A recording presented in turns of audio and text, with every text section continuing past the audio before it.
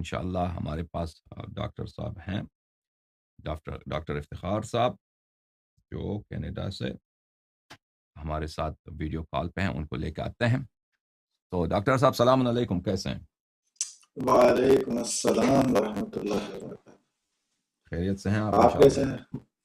اللہ تعالیٰ کے احسان ہے، بہت مہربانی آپ ڈاکٹر صاحب۔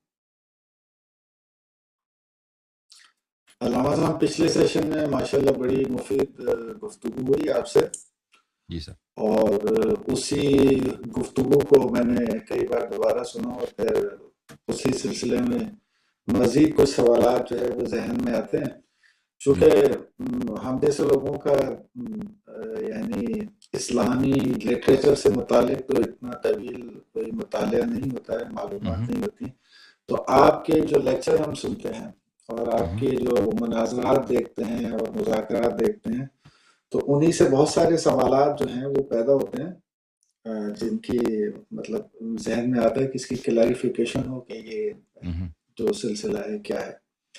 تو آپ کو یاد ہوگا کہ پچھلی دفعہ ہم نے جو آپ سے سوال کیے تھے وہ خلیفہ اور مولا یعنی دو الفاظ کا میں نے انتخاب کیا تھا، اور اس پر آپ نے کافی صراحت کے ساتھ بیان کیا تھا، یعنی مولا کے معنی اور اس کا مفہوم، اور حضور صلی اللہ علیہ وسلم نے جو غدیر خم کے مقام پر حضرت علی علیہ السلام کو کے بارے میں مخاطب کر کے کہا تھا صحابہ کو کہ من کنت مولا فعلی مولا، تو وہاں مولا سے مراد کیا تھی۔ اس کے بعد میں نے ایک مطالعہ کیا تھا انٹرنیٹ پر ہی، ایک مقالہ پڑھا، اور وہ مقالہ جو وہ تاریخ طبری سے غالباً انہوں نے نقل کیا ہے۔ تو اس میں اب میرا سوال یہ ہے کہ جو واقعہ میں نے اس وقت ریفرنس کوٹ کیا تھا کہ ثقیفہ ابن سعدہ کا جو واقعہ ہوا تھا، اور اس میں انصار جو ہے وہ جمع ہو گئے، اور انہوں نے مطلب یہ ان کے ذہن میں تھا کہ اب حضور صلی اللہ علیہ وسلم کی رحلت ہو گئی ہے، ان کی وفات کے بعد خلیفہ کون ہوگا۔ ٹھیک ہے، تو میں نے آپ سے سوال کیا تھا کہ جب حضور صلی اللہ علیہ وسلم ایک جانشین مقرر کر کے چلے گئے تو یہ اجتماع ہوا ہی کیوں تھا؟ تو اجتماع ہوا تو آپ نے اس کے ریفرنس میں پھر حوالہ دیا حضرت موسیٰ اور ہارون کا، کہ جب حضرت موسیٰ علیہ السلام حضرت ہارون علیہ السلام کو چھوڑ کر چلے گئے تو ان کی جو امت کے لوگ تھے وہ انہوں نے بچھڑے کو جو ہے وہ اپنا معبود ٹھہرا لیا، اور حضرت ہارون کو دھمکیاں دی کہ اگر تم نے ہمیں روکا تو ہم تمہیں قتل کر دیں گے۔ تو آپ نے وہاں سے ایک حوالہ دے کے کہا کہ مطلب لوگوں کا پلٹ جانا جو ہے وہ کوئی یہ پچھلی امتوں میں ہوتا رہا ہے۔ لیکن اب سوال یہاں یہ اٹھتا ہے علامہ صاحب کہ ثقیفہ میں اجتماع تو ہوا، اور جو تاریخ طبری کا میں نے مقالہ پڑھا، تو اگر آپ اجازت دیں تو تھوڑے سے میں نے اس میں سے انتخاب کیا ایک تو پیراگراف کا۔ تو اس میں لکھا ہے کہ مذکورہ اجتماع اور ان کے عزائم کی خبر جب حضرت ابوبکر اور عمر تک پہنچی تو انہوں نے ابو عبیدہ جراح سمیت ثقیفہ کا رخ اختیار کی۔ یعنی اس کا مطلب یہ کہ اس اجتماع کا بظاہر جس طرح سے لکھا ہے تاریخ میں کوئی پری پلان نہیں تھا، لیکن انصار جو ہے وہ جمع ہو گئے، اور وہاں پہنچنے کے بعد ابو بکر نے عمر کو تقریر کرنے سے روکا اور خود آگے بڑھ کر سامعین سے مخاطب ہوتے ہوئے پیغمبر اکرم کی جانشین کے لیے مہاجروں اور قریش کو برتر ثابت کیا۔ سامعین میں سے بعض نے ان باتوں کی حمایت اور بعض نے مخالفت کی، یہاں تک کہ بعض اس منصب کے لیے یعنی انصار میں سے بعض لوگ اس منصب کے لیے صرف حضرت علی کو لائق سمجھتے ہوئے ان کے علاوہ کسی اور کی بیعت کرنے سے انہوں نے انکار کر دیا، لیکن آخرکار ابو بکر نے عمر اور ابو عبیدہ اس مقام کے لیے مناسب قرار دیا، اور یہ تجویز پیش کی کہ ان دونوں میں سے کسی ایک کو جو ہے وہ اپنا امیر مقرر کر لیں۔ پھر اسی طرح تاریخ طبری کے مطابق عمر ابن خطاب نے اس واقعے کے بارے میں کہا ہے کہ اس وقت ہر طرف سے شور و غل اور چہم و گوئیاں شروع ہوئیں اور کوئی بات سمجھ میں نہیں آ رہی تھی، چنانچہ میں نے سوچا کہ اپنا ہاتھ پھیلا کر ابو بکر کے ہاتھ پر جو ہے وہ بیعت کرتا ہوں، لیکن میرا ہاتھ ابو بکر کے ہاتھ تک پہنچنے سے پہلے سعد ابن عبادہ جو کہ انصار کا غالباً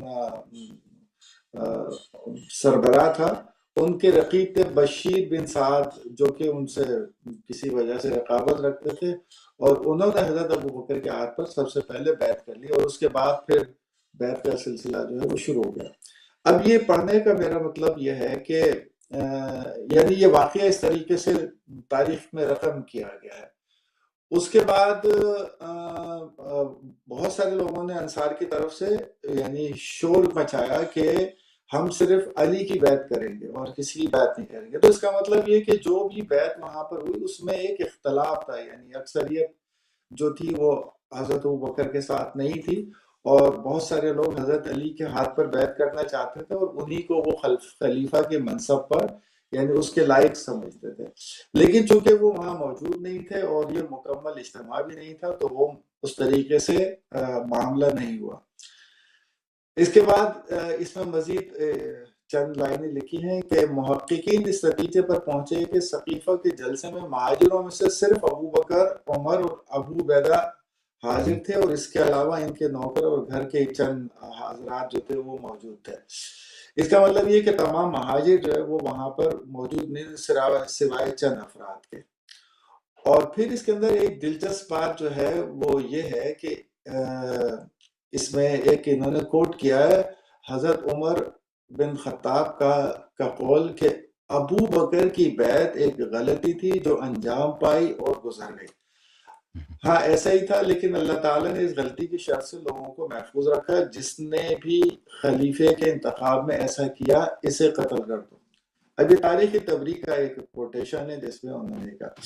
تو اب علامہ صاحب سوال یہ ہے کہ مطلب یہ اگر واقعہ اس طریقے سے پیش آیا ہے تو پھر ابہام یہ پیدا ہوتا ہے کہ حضور صلی اللہ علیہ وسلم نے یعنی خطبہ جو حجۃ الوداع کے مطابق کے بعد خطبہ دیا، اور اس کے بعد غدیر خم پر جو خطبہ دیا، تو اس میں جو کچھ بھی انہوں نے ارشاد فرمایا اور حضرت علی کے بارے میں کہا، تو وہ اس طرف اشارہ تو ہو سکتا ہے کہ میرے بعد جو ہے وہ آپ حضرت علی کو اپنا خلیفہ جو ہے وہ مقرر کر لیں یا انہیں منتخب کر لیں، لیکن انہوں نے ان کو ایک جیسے باقاعدہ کسی کو اپنا خلیفہ مقرر کیا جاتا ہے وہ نہیں کہ یعنی اشارے دیے کہ میرے بعد جو تمام خصوصیات ہیں، جو علم ہے، جو یعنی جو مولا سے آپ نے تشریح فرمائی کہ اس کا مصدر جو ہے وہ اولا ہے، یعنی وہ تمام انسانوں میں اولا ہیں حضور صلی اللہ علیہ وسلم کے بعد،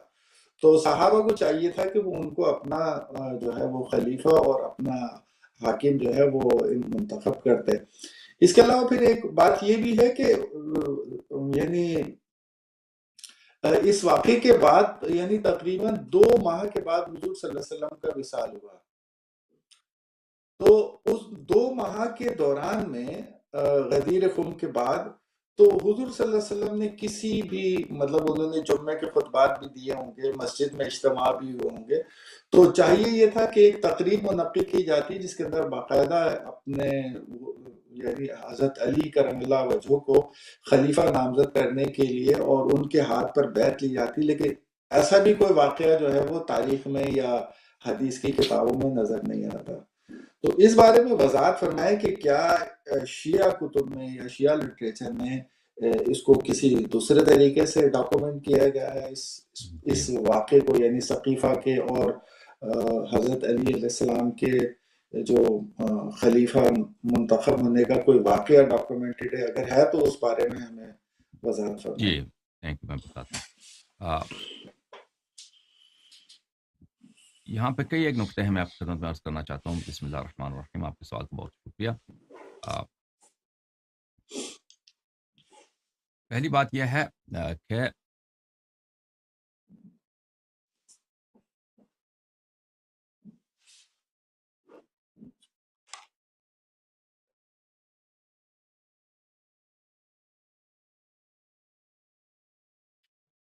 دیکھیں میں اپنا آغاز اس بات سے کرتا ہوں اللہ تعالیٰ کے فرمان سے، قرآن مجید فرقان حمید کے سورہ بقرہ کی اس آیت سے۔ ملاحظہ فرمائیے ڈاکٹر صاحب، اعوذ باللہ من الشیطان الرجیم۔ اللہ تعالیٰ سورہ مبارک بقرہ میں آیت نمبر 213 میں فرماتا ہے کان الناس امتا واحدتا فبعث اللہ النبیین مبشرین ومنذرین، لوگ ایک امت تھے، پھر اللہ تعالیٰ نے انبیاء علیہ السلام کو بشارت اور ڈرانے کے لیے نازل ارسال فرمایا۔ وانزل معهم الکتاب، اور ان کے ساتھ کتاب بھی نازل کیا، بالحق، حق کے ساتھ، لیحکم بین الناس فیما اختلفوا فیہ، تاکہ اللہ تعالیٰ کا فیصلہ سنایا جائے ان مسائل میں جس میں لوگ آپس میں اختلاف کرتے ہیں۔ اچھا، یہ انبیاء آئے ہیں کتب کے ساتھ، بینات کے ساتھ، اس میں شک نہیں ہے۔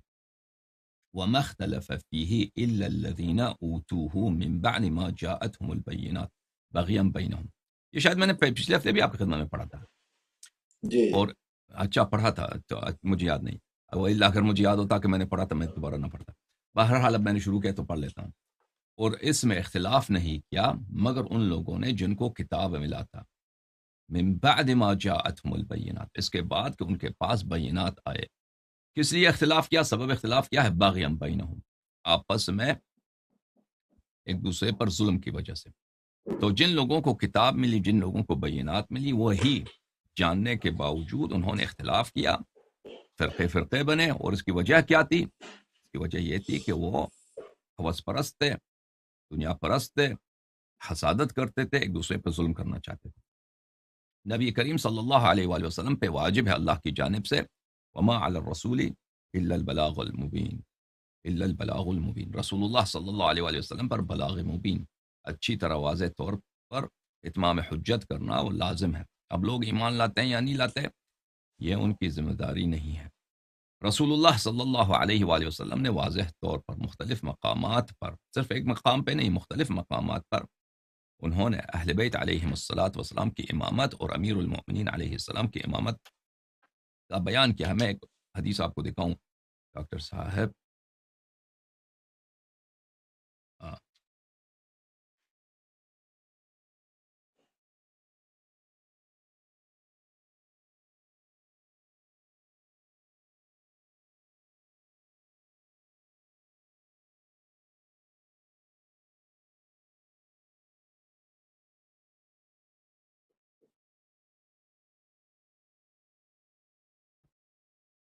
محترم ناظرین، یہ کتاب السنہ ہے لابی بکر احمد بن عمرو بن ابی عاصم، جزء اول، چھاپ دار السمیعی للنشر، جو سنہ 1998 میں چھپی ہیں۔ یہاں پر صفحہ نمبر 799 میں، حدیث نمبر 1222 میں، عن ابن عباس قال رسول اللہ صلی اللہ علیہ وآلہ وسلم لعلی انت منی بمنزلت ہارون من موسیٰ، آپ کو وہی منزلت ہے حاصل ہے جو ہارون کو موسیٰ سے حاصل تھا، اور ہارون علیہ السلام موسیٰ کے خلیفہ بلکہ ان کے شریک کار تھے۔ الا انک لست نبیا، آپ نبی نہیں ہے، وانت خلیفتی فی کل مؤمن من بعدی، اور آپ میرے خلیفہ ہیں ہر مومن میں میرے بعد۔ حاشیہ نمبر 1، اسنادہ حسن، رجالہ رجال الشیخین، اس کے سب رجال بخاری مسلم کے رجال ہیں، غیر ابی بلج، صرف ایک راوی کے سوا، اور وہ بھی صدوق ہے، وہ بھی صدوق ہے۔ تو رسول اللہ صلی اللہ علیہ وآلہ وسلم ہو ہی نہیں سکتا کہ وہ اپنے جانشین کا واضح طور پہ بیان نہ کریں۔ آپ فرماتے ہیں کہ رسول پاک صلی اللہ علیہ وآلہ وسلم کے اس کے 2 مہینے بعد ان کی وفات ہو گئی، اور وہ مسجد میں کوئی جلسہ انہوں نے منعقد نہیں کیا تاکہ امیر المؤمنین علیہ السلام سے بیعت لیا جائے۔ آپ کی خدمت میں عرض کروں کہ رسول پاک صلی اللہ علیہ وآلہ وسلم نے جو پلاننگ کیا تھا اور جو انہوں نے جو اہتمام کیا تھا، وہ بہت ہی نہایت ہی اس میں بڑی حکمت تھی۔ اگر آپ میرے اسی یوٹیوب چینل میں میرے تقریرات کا ایک سلسلہ ہے کہ جیش اسامہ، اس کو پہ توجہ دیں کہ رسول اللہ صلی اللہ علیہ وآلہ وسلم اپنے وفات سے کچھ دن پہلے، کچھ ہفتے پہلے، انہوں نے سب صحابہ کو حکم دیا کہ ایک کالا غلام ہے، اس کا غلام زادہ ہے، اس کا والد وہ کالا نہیں تھا، زید ابن حارثہ خود کالے نہیں تھے، گورے تھے، عرب تھے، لیکن کیونکہ ان کی والدہ ام ایمن جو تھی رضی اللہ تعالی عنہ، وہ حبشی تھی، وہ خود بڑا کالا تھا، اس کا نام ہے اسامہ، اور کالا بالکل سیاہ تھا، اس کا ناک بھی چپٹا ہوا، اور وہ بھی نوجوان 15 سال کا عمر۔ اس کو کمانڈ دیا اور سب صحابہ کو حکم دیا کہ مدینے سے نکل جاؤ اور چلے جاؤ، کہاں پر؟ موتا کو چلے جاؤ، اور اس زمانے میں اس سے زیادہ لمبا سفر ممکن ہی نہیں تھا. یعنی اس زمانے میں اگر آپ نے صحابہ کو مدینے سے دور کرنا ہے، ان کو وہاں سے نکال دینا ہے، اس سے زیادہ دور کا سفر ممکن ہی نہیں تھا. اور رسول پاک صلی اللہ علیہ وآلہ وسلم کے جتنے غزوے ہوئے ہیں ان کے اسباب ہیں، ان کی سبب ہے. مثلا کسی جگہ پہ کفار نے جمع ہو گئے تاکہ مسلمانوں پہ حملہ کریں، جیسے غزوہ تبوک ہے. غزوہ تبوک میں کفار جمع ہو گئے تھے، لشکر، خبر آیا تھا کہ ان کی لشکر جمع ہوئی ہے بارڈر پہ. تو رسول پاک صلی اللہ علیہ وسلم گئے وہاں پر، اور بہت دور کی سفر تھی. تو وہاں پر جب پہنچے تو کفار نہیں تھے وہاں، اس وقت وہ جا چکے تھے. اور اسی طرح بہت سارے جو دوسرے غزوے ہیں ان کے اسباب ہیں. مثلا غزوہ احد اس کے اسباب ہیں، غزوہ بدر اس کے اسباب ہیں. اگر کہیں لشکر بھیجا ہے تو اس کے اسباب ہیں. اچھا، اب غزوہ موتا کو دیکھیں، وہاں پہ کوئی سبب نہیں ہے، کوئی سبب ہے ہی نہیں. وہاں پہ اس وقت اتنی دور کا راستہ کہ وہاں پر کوئی تھریٹ ہو، یعنی بالکل فرنٹیئر ہے، دور کا علاقہ ہے، وہاں پہ کوئی لشکر جمع ہوا ہو، کچھ بھی نہیں ہے.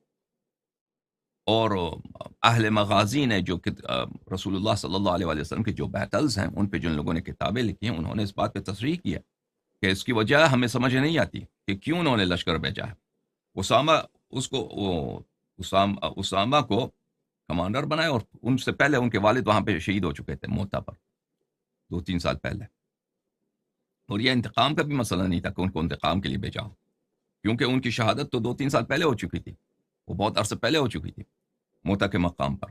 ان کو بھیجا ہے اس بڑے لشکر کے ساتھ، اس وقت، اس کڑی حالت میں، اس وقت کہ وہ خود مریض ہیں، بیمار ہیں. انہوں نے خود خبر بھی دی ہے کہ میں عنقریب دنیا سے چلا جاؤں گا. اور وہ ان سب صحابہ کو، ان میں ابو بکر بھی شامل ہے، عمر بھی شامل ہے، عثمان بھی شامل ہے، سب شامل ہیں. اور کمانڈر کس کو بنا رہے ہیں؟ اس شخص کو بنا رہے ہیں جی، یہ عرب کے جو سردار تھے، مہاجرین انصار، یہ اپنے زمانے کے بادشاہ تھے. یعنی ہمارے زمانے میں جو مثلا کوئی ایم این اے ہوتا ہے، یا کوئی فوج کا ریٹائرڈ جنرل ہوتا ہے، یا مثلا کوئی وزیر رہ چکا ہے، یا کوئی وزیر اعظم رہ چکا ہے، یہ لوگ اپنے آپ کے لیے بڑی عزت کے قائل تھے، اور لوگ بھی ان کی عزت کرتے تھے، کیونکہ سسٹم ہی ان کا قبائلی سسٹم تھا. تو ان لوگوں کو بہت برا لگا کہ ایسے شخص کو ہمارے اوپر یہ کمانڈر بنا رہے ہیں جو بالکل 15 سال کا لڑکا ہے. اور نہ اسامہ جو ہے تاریخ اسلام میں نہ اس کی کوئی کارکردگی بھی نہیں ہے کہ آپ کہتے ہیں کہ عسکری لحاظ سے وہ بہت قابل آدمی ہے، کچھ بھی نہیں ہے اسامہ. اس سے پہلے غزوہ خیبر میں اس نے ایک مسلمان کو قتل کیا تھا اسامہ نے. یعنی جہاد میں اس کی غلطیاں بھی ہیں، نہ صرف کہ جہاد میں اس کی کوئی کارکردگی نہیں ہے، اس کی غلطی یہ ہے کہ ایک شخص کو پکڑا اس نے کہا کہ میں مسلمان بننا چاہتا ہوں، میں مسلمان ہو چکا ہوں، اس نے کلمہ پڑھا، اس کے باوجود اس کو قتل کیا اس نے. تو رسول پاک صلی اللہ علیہ وآلہ وسلم نے بہت غصہ کیا اس پر، اور بار بار کہہ دیا کہ اس نے کلمہ جب پڑھا تو نے اس کو کیوں قتل کیا. تو اسامہ، اس سے پہلے اس کی کوئی کارکردگی نہیں ہے، نہ کوئی وہ فاتح ہے، نہ کوئی جنرل ہے، نہ کوئی اسٹریٹجسٹ ہے، نہ کوئی وہ بہت بڑا پہلوان ہے، کچھ بھی نہیں ہے. اور علم میں بھی دیکھیں اسامہ کچھ بھی نہیں ہے کہ اگر آپ کہہ دیں وہ بڑا فقیہ ہے، کچھ بھی نہیں اسامہ. یعنی صحابہ میں اس کی کوئی ایسی ممتاز حیثیت نہیں ہے اسامہ کی. وہ کیا ہے، سوشل آرڈر کے لحاظ سے دیکھیں وہ بالکل ایک غلام زادہ، کالا، جس کی لوگ عزت نہیں کرتے. اسلام میں کالا ہونا کوئی عیب نہیں ہے، لیکن وہاں پہ معاشرہ ایسا تھا کہ بہت سارے لوگ اس بات کو برا سمجھتے تھے اپنے لیے. اب بھی آپ مثلا آپ فوج کے جب سرداروں کو جمع کریں اور ان پر آپ ایک 15 سال کا ہائی اسکول کا لڑکا جو ہے کہ شکل سے بھی وہ خوبصورت نہ ہو، اس کی کوئی نہ علم ہے کچھ بھی نہیں، اس کو کمانڈر بنا دیں تو لوگ کہیں گے کہ عجیب کام ہے، اور ان سب کو بھیج دیں بہت دور کے علاقے میں. تو تبوک کا جو موتا یا تبوک کا جو سفر ہے وہ مدینے سے آنے جانے میں 2-3 مہینے لگتے ہیں. تو کیونکہ رسول پاک صلی اللہ علیہ وآلہ وسلم کو بخوبی علم ہے کہ یہ منصوبے بنا رہے ہیں صحابہ کہ میرے وفات کے بعد، میری شہادت کے بعد یہ خلافت کو اپنا لیں. تو رسول پاک صلی اللہ علیہ وآلہ وسلم کا، اور انہوں نے بہت اصرار بھی کیا، پیغمبر خدا صلی اللہ علیہ وآلہ وسلم نے بہت اصرار کیا کہ اسامہ سے کہہ دو اپنا لشکر اٹھا کے لے کے جاؤ، لشکر کو نکلنا چاہیے. اور لشکر والے نہیں نکل رہے تھے. لشکر والوں نے تعلل کیا، کیونکہ ان کو خود پتا ہے، ان کو بھی پتا ہے کہ رسول پاک صلی اللہ علیہ وآلہ وسلم ہمیں بلا وجہ بھیج رہے ہیں. ان کو پتا ہے کہ وہاں پہ کچھ خبر نہیں ہے، وہ بیوقوف نہیں ہے، وہاں پہ کوئی ہے، کچھ ہے بھی نہیں، بارڈر پہ ہم جا رہے ہیں. وجہ یہی ہے کہ بیمار ہیں، یہ مرنے لگے ہیں. ان کے اپنے وفات کے فوراً بعد یہ چاہتے ہیں کہ مدینہ خالی ہو مدینہ میں کوئی اپوزیشن نہ ہو، مدینہ میں کوئی حزب اختلاف نہ ہو، اور امیر المؤمنین علیہ الصلاۃ والسلام کے امامت اور ان کی خلافت جو ہے وفات رسول صلی اللہ علیہ وآلہ وسلم کے فوراً بعد بلا کسی مزاحمت کے وہ قرار پائے اور وہ مستحکم ہو جائے، اور یہ لوگ جب سفر سے واپس آ جاتے ہیں تو پھر یہ کچھ نہیں کر سکیں گے۔ جب یہ فوج والے وہ لشکر تکے ہوئے لشکر سے واپس، وہاں کچھ جنگ بھی نہیں ہے، مال غنیمت بھی نہیں ہے، واپس آئیں گے تو ان کے یہ کچھ بھی نہیں کر سکیں گے۔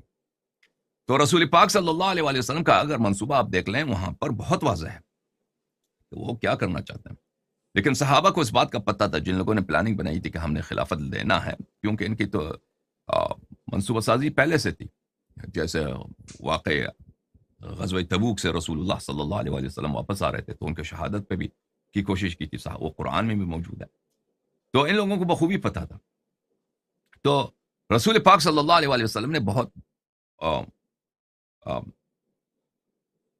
محکم طریقے سے انہوں نے یہ کام اپنا لیا تھا، جو اقدام کرنے تھے وہ ان کا بڑا منصوبہ بڑا پکا تھا، لیکن صحابہ نے انہوں نے ان کی بات نہیں مانی اور لشکر نہیں گیا۔ لشکر کب گیا ہے؟ جب رسول پاک صلی اللہ علیہ وسلم وفات پا چکے، ان کی شہادت کے بعد، ان کے بلکہ شہادت کہنی چاہیے، لشکر چلی گئی اس وقت، لیکن اس کو جانے کا کوئی فائدہ نہیں تھا۔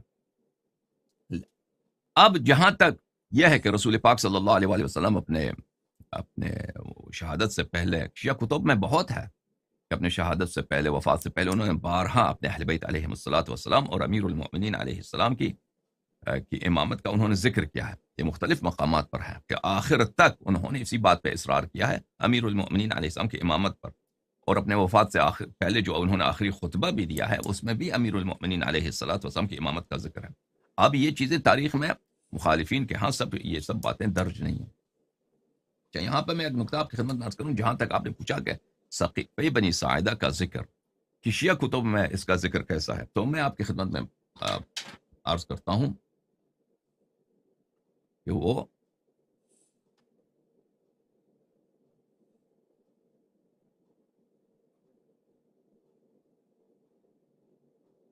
اس طرح سے، یہ کتاب المسترشد فی الامامہ،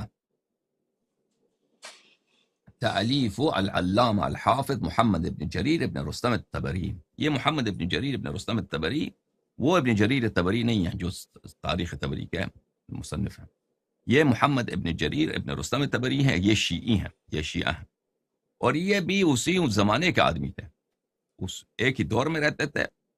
یہ بھی محمد ابن جریر نام ہے، ان کا بھی نام محمد ابن جریر ہے، یہ دونوں ایک ہی علاقے تبرستان سے، تبرستان یعنی ایران کا جو شمالی علاقہ ہے، مازندران کا علاقہ، اس کو پرانے زمانے میں تبرستان کہتے تھے، وہاں سے ان کا تعلق ہے۔ تو تاریخ میں بہت ہوتا ہے کہ دو آدمی ایک نام کے، ان کے والد بھی ایک نام کے۔ بہرحال یہ شیعہ ہیں، یہ ان کی کتاب ہے المسترشد فی الامامہ۔ یہاں پر صفحہ نمبر 409 میں انہوں نے نقل کیا ہے کہ خط ہے امیر المؤمنین علیہ الصلوۃ والسلام کا، جو انہوں نے یہ خط لکھا ہے، جو خط کا یہ ہے کہ من عبد اللہ علی امیر المؤمنین الی من قرأ کتابی من المؤمنین والمسلمین، یہ میرا کتاب ہے، میرا خط ہے کہ جو بھی مسلمان اس کتاب کو پڑھے اس کے لیے میرا پیغام ہے۔ تو اس میں بہت ساری باتیں ہیں، اس میں سقیفہ بنی ساعدہ کا بھی ہے۔ یہاں پہ آتے ہیں جب صفحہ نمبر صفحہ نمبر 411 میں، یہاں پر وہ کہتے ہیں کہ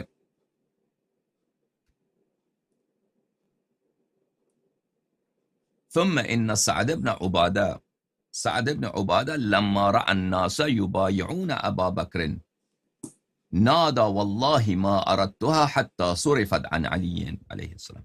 سعد بن عبادہ نے شروع سے نہیں کہا کہ مجھے خلافت چاہیے، سعد بن عبادہ نے جب اس کو پتا چلا کہ اب خلافت امیر المؤمنین علی علیہ السلام کو نہیں ملنے والا اور لوگ ابو بکر کی بیعت پہ تلے ہوئے ہیں، تو سعد نے کہا، اس وقت میں نے کہا کہ اب میں اپنے قبیلے کا سردار ہوں، اگر امیر المؤمنین علیہ الصلوۃ والسلام سے کو خلافت نہیں ملنی تو ابو بکر کو کیوں ملے؟ ابو بکر کس بات پہ مستحق ہے؟ ایک صحابی وہ ہے، ایک صحابی میں ہوں، میں اپنے قبیلے کا سردار بھی ہوں، میرے قبیلے والے زیادہ بھی ہیں، تو مجھ سے کرنی چاہیے۔ ولا ابایعکم حتی یبایعکم علی علیہ السلام، اور اس نے کہا کہ میں اس وقت تک بیعت نہیں کروں گا جب تک علی علیہ الصلوۃ والسلام آپ سے بیعت نہیں کرتا۔ وَلَعَلِّ لَا أَفْعَلُ وَإِنْ بَايَعَ، پھر اس نے کہا کہ علی علیہ السلام بیعت بھی کریں پھر بھی میں شاید بیعت نہ کروں. وَأَحْبَبْتُ أَنْ أَقْطَعَ قَوْلَ سَعْدٍ فركب فرسه وأتى حوران وأقام في غسان حتى هلك وأبى أن يبايع.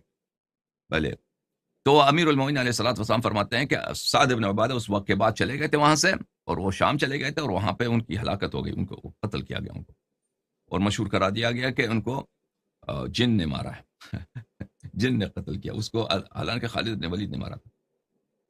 تو ہمارے نزدیک جو ہمارے کتب میں ہے بالاختصار یہ ہے کہ انصار میں سب اس طرح نہیں تھے کہ انصار نے سب خلافت سے منحرف تھے. سعد بن عبادہ نے بھی جو کہا ہے، اس نے کہا کہ امیر المؤمنین علیہ السلام سے ملنی چاہیے. آپ نے بھی تبری میں جو واقعہ نقل کیا اس میں سے بھی یہی تھا کہ بہت سارے انصار نے کہا کہ علی علیہ السلام کو ملنا چاہیے. اب جہاں تک یہ بات ہے کہ بیعت ابی بکر کانت فلتتن وقى اللہ شرها، وہ تو بخاری میں بھی ہے، بہت سارے جیسے آپ نے تاریخ تبری میں سے نقل کیا وہ بخاری میں بھی موجود ہے. میں نے پہلے بھی آپ کو دکھایا کہ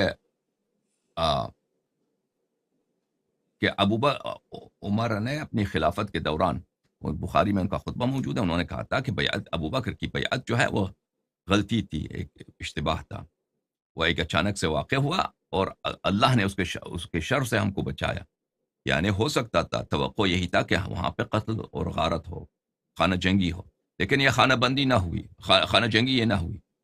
تو ان کا بھی یہی کہنا. بہرحال اب یہاں یہ بات کہنا کہ رسول اللہ صلی اللہ علیہ وسلم نے تجویز کیا ہے، تعین نہیں کیا ہے، تو اگر ہم مانتے ہیں کہ رسول پاک صلی اللہ علیہ وسلم نے غدیر خم میں یہ فرمایا من کنت مولا فعلی علیہ السلام مولا، جس کا میں آقا ہوں، امیر المؤمنین علیہ السلام اس کا آقا ہے، تو لفظ یہی ہے. اگر آپ کہتے ہیں اس کے معنی ہیں محب کے ناصر کے، تو پھر آپ نہ کہیے کہ تجویز ہے خلافت کے لیے، کیونکہ اگر میں کہتا ہوں فلانی آپ کا دوست ہے، فلانی اس نے آپ کی مدد کیا ہے، اس کا مطلب یہ نہیں ہے کہ میں تجویز کر رہا ہوں کہ وہ آپ کا امام ہے نہیں، وہی مطلب ہے. لیکن اگر آپ کہتے ہیں کہ یہ اس کا مطلب یہی ہے کہ آپ کے آقا ہیں، آپ کے سردار ہیں، جیسے کہ دلائل اسی پہ میں نے اس کے بہت سارے دلائل پیش کیے تھے آپ کی خدمت میں، تو پھر یہ کہنا کہ رسول پاک صلی اللہ علیہ وسلم نے تجویز کیا ہے، ایک اختراع کیا ہے کہ پھر صحابہ پہ چھوڑ دیا ہے، یہ ایک غلط بات ہے، کیونکہ ان کا لفظ یہ نہیں ہے. لفظ ان کا یہ ہے کہ جس کا میں آقا ہوں، امیر المؤمنین علیہ السلام آقا ہے. لفظ ان کا یہ ہے کہ اگر تم چاہتے ہو کہ میرے بعد گمراہ نہ ہو جاؤ تو اطاعت کرو، اتباع کرو دو چیزوں کی، قرآن کی اور میری اہل بیت کی، کہ اگر ان دونوں کی اتباع کی تو تم کبھی گمراہ نہ ہو جاؤ گے. تو یہ کوئی سجیشن نہیں ہے، یہ کوئی پروپوزل نہیں ہے.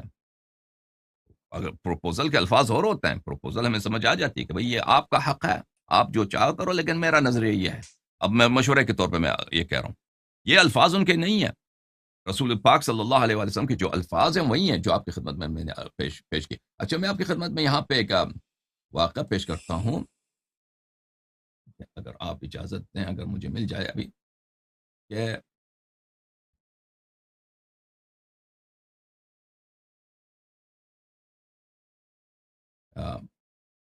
یہ کتاب تاریخ تبری سے ہے. میں آپ یہ واقعہ تاریخ تبری اور بھی کتب میں موجود ہے. یہ کتاب ہے تاریخ تبری، جلد نمبر 2، چھاپ مؤسسۃ العالمی للمطبوعات. اردو ترجمے میں بھی آپ سرچ کریں تو آپ کو مل جائے گا. یہ بعثت کے شروع کے واقعے میں سے ہے. سن 1998 میں ایک کتاب چھپی ہے. یہاں پر صفحہ نمبر 255 میں روایت کرتے ہیں کہ مسلم بن شہاب زہری سے کہ رسول پاک صلی اللہ علیہ وآلہ وسلم چلے گئے قبیلہ جس کا نام ہے بنی عامر قبیلہ.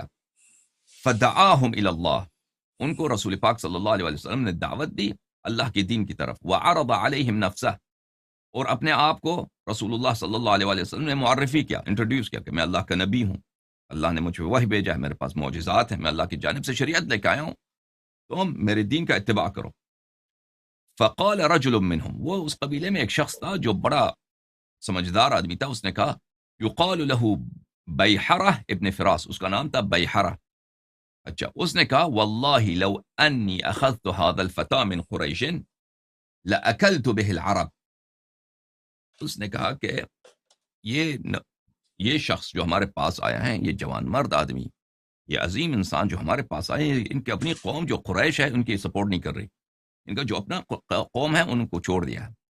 اگر ہم ان کو اپنا دیں، کیونکہ ان کا اپنا کوئی قبیلے والے جو ہیں ان کو بالکل ان کے دشمن بن گئے، اگر ہم ان کو اپنا دیں، اپنے قبیلے کا میں اس کو اپنا بھائی بنا دیں، لَأَكَلْتُ بِهِ الْعَرَبِ، ہم ان کے ذریعے پورے عرب کے سردار ہم بن جائیں گے، پورے عرب کی سرداری، پوری عرب پہ بالادستی، پورے عرب کی جو ہے لیڈرشپ ہمیں مل جائے گی، کیونکہ ان کے پاس کوئی ان کا اپنا قوم جو ہے ان کو چھوڑ چکا ہے، ان کو اپنا لیتے ہیں، یہ کرتے ہیں۔ تو تو اس نے رسول پاک صلی اللہ علیہ وآلہ وسلم سے کہا، ارأیت ان نحن تابعناک علی امرک ثم اظہرک اللہ علی من خالفک ایکون لنا الامر من بعدک، اس نے کہا کہ دیکھیے ہم آپ حاضر ہیں، ہم آپ کی اطاعت کرتے ہیں، آپ کی اتباع کرتے ہیں، آپ کی سپورٹ کرتے ہیں، آپ کے اپنے قبیلے والے تو بالکل وہ آپ کے دشمن بن چکے ہیں، ہم آپ کی سپورٹ کرتے ہیں، اور پھر آپ کو فتح ملے گی، اللہ تعالیٰ آپ کو فتح دے گا، آپ کے مخالفین سب کچل دیے جائیں گے، اگر یہ سب کچھ ہوا، کیا ایکون لنا الامر من بعدک، کیا آپ یہ کر سکتے ہیں کہ اپنے بعد حکومت ہمیں دے دیں، امامت ہمیں دے دیں، جب تک آپ زندہ ہیں آپ لیڈر، لیکن اب آپ کا تو کوئی بیٹا بھی نہیں ہے، کیونکہ رسول پاک صلی اللہ علیہ وآلہ وسلم کا کوئی فرزند بھی نہیں تھا، آپ کی اپنی قوم تو آپ کی دشمن ہے، آپ کے بعد جانشینی ہماری ہوگی، لیڈرشپ ہماری ہوگی۔ تو رسول پاک صلی اللہ علیہ وآلہ وسلم نے کہا، الامر الی اللہ یضعه حیث یشاء، رسول پاک صلی اللہ علیہ وآلہ وسلم نے کہا یہ میرے ہاتھ میں نہیں ہے کہ میں اپنے بعد کی امامت آپ کو سونپ دوں، یہ اللہ کے ہاتھ میں، اللہ جس کو چنے گا، اللہ جس کو اختیار کرے گا، وہی مسلمین کا امام ہوگا، وہی میرا خلیفہ ہوگا، وہی میرا جانشین ہوگا۔ تو اس شخص نے کہا، افتهدف نہورنا للعرب دونک فاذا ظہرت کان الامر لغیرنا، اس نے کہا کہ ابھی ہم اگر آپ کی سپورٹ کریں تو سب عرب ہمارے دشمن بنیں گے، تو ہمیں آپ کے لیے قربانی دینی پڑے گی، ہمیں ہمارے جو گلے ہیں آپ کے لیے لوگوں کے تلواروں کے اور لوگوں کے تیروں کے اور لوگوں کے نیزوں کے ہدف بنے گا ہمارا گلا، ہمارا سینہ، تو ہم اپنے گلے کٹوا دیں آپ کے لیے، اور جب آپ کو پیروزی ملے تو امامت کسی اور کے ہاتھ میں ہو، لا حاجت لنا بامر، انہوں نے کہا کہ پھر ہم آپ کی سپورٹ نہیں کر سکتے، فابوا علیہ، پھر کسی نے بھی ایمان نہیں لایا، کسی نے بھی ایمان نہیں لایا ان میں سے۔ اچھا، تو رسول پاک صلی اللہ علیہ وسلم نے ان کو وہی جواب دیا جو اللہ تعالیٰ نے قرآن مجید میں فرمایا۔ اللہ تعالیٰ نے قرآن مجید میں کیا فرمایا؟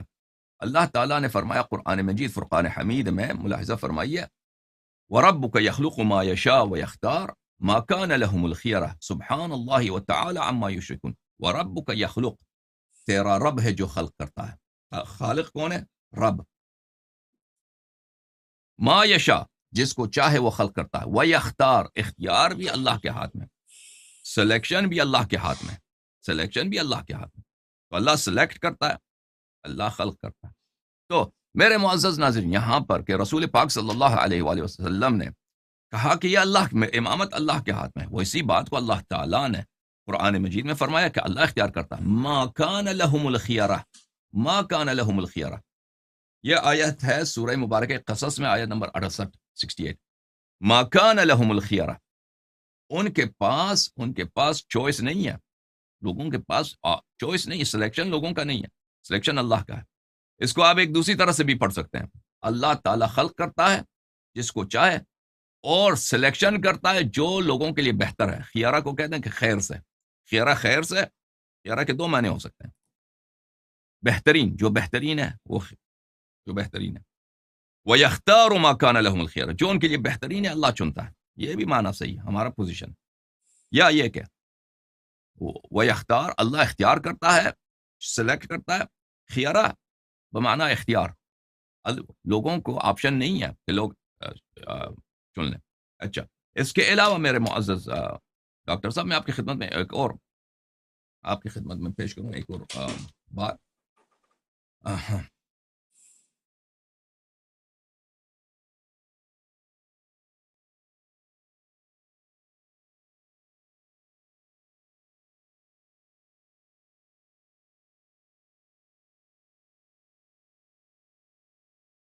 دیکھیں،